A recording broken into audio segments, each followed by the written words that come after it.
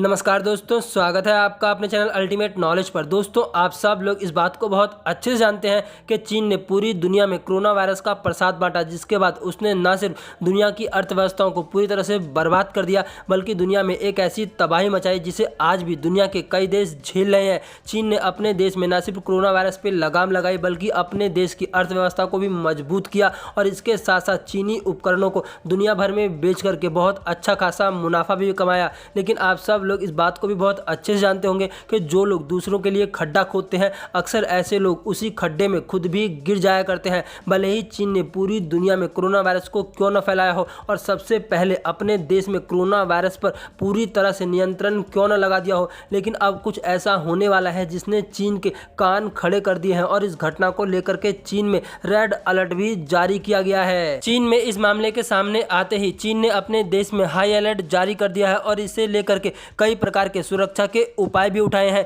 चीन ने बाहर से आने वाले लोगों में B1617 म्यूटेंट पाए जाने के बाद अपने देश में चेतावनी जारी कर दी है। कोरोना वायरस का ये म्यूटेंट सबसे पहले भारत में पाया गया था। ऐसे में चीनी चमगादड़ों को एक बार फिर से ये डर सताने लगा है कि कोरोना वायरस का जो भयावह रूप इस समय भारत में देखने को मिल रहा है, कहीं ऐसा ही रूप उन्हें एक बार फिर से चीन में देखने को ना मिले, जिसे ध्यान में रखते हुए चीन के अंदर एक नई डिजीज कंट्रोल एजेंसी का भी ऐलान किया गया है। चीन के स्वास्थ्य अधिकारियों ने वायरस के भारतीय वेरिएंट B1617 के मिलने के बाद अपने देश में हाई अलर्ट जारी किया है और भारत से आने वाले कुछ यात्रियों को 14 दिन क्वारंटाइन में रखा भी गया था, जिसके बाद उनमें इस वायरस की पुष्टि हुई थी। हालांकि वैज्ञानिकों में अब भी इस बात को लेकर के काफी बहस हो रही है कि क्या कोरोना वायरस के इसी वेरिएंट के कारण भारत में दूसरी लहर इतनी खतरनाक और इतनी भयावह है। 29 अप्रैल को चीनी वेबसाइट के द्वारा आयोजित एक संवाद में कोरोना संक्रमण के नए मामलों की पुष्टि की गई।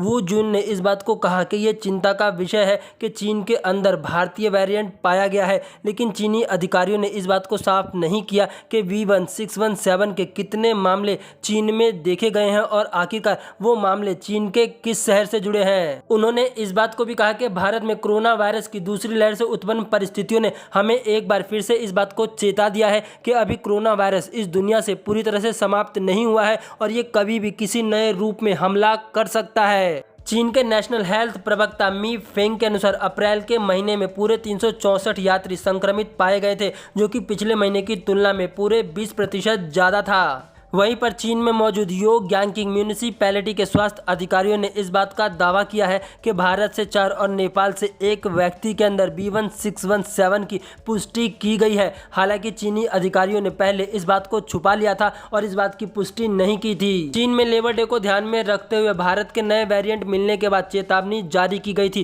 क्योंकि चीन में लेबर डे के समय पर लोग बड़ी संख्या में एक जगह से दूसरी जगह आते जाते हैं। चीनी ट्रांसपोर्ट मंत्रालय ने इस बात को कहा था कि लेबर डे के मौके पर लगभग 25 करोड़ लोग एक जगह से दूसरी जगह आएंगे जाएंगे, जिस कारण से बहुत से लोग एक दूसरे के साथ संपर्क में आ सकते हैं और भीड़ भाड़ के माहौल में इस वायरस के फैलने की बहुत ज्यादा संभावना है। चीन को इस बात का डर सताने लगा है कि कोरोना वायरस की जो दूसरी भयावह लहर भारत में देखने को मिली है, अगर ऐसी लहर चीन में आती है तो इससे चीन के लिए पार पाना बहुत मुश्किल होगा और साथ ही साथ इसके कारण चीन में बहुत बड़ी तबाही भी आ जाएगी। चीन में कोरोना वायरस के भारतीय वेरिएंट मिलने के बारे में आप लोगों का क्या सोचना है? आप लोग अपनी राय कमेंट बॉक्स में बता सकते हैं। अपनी आज की इस वीडियो में इतना ही।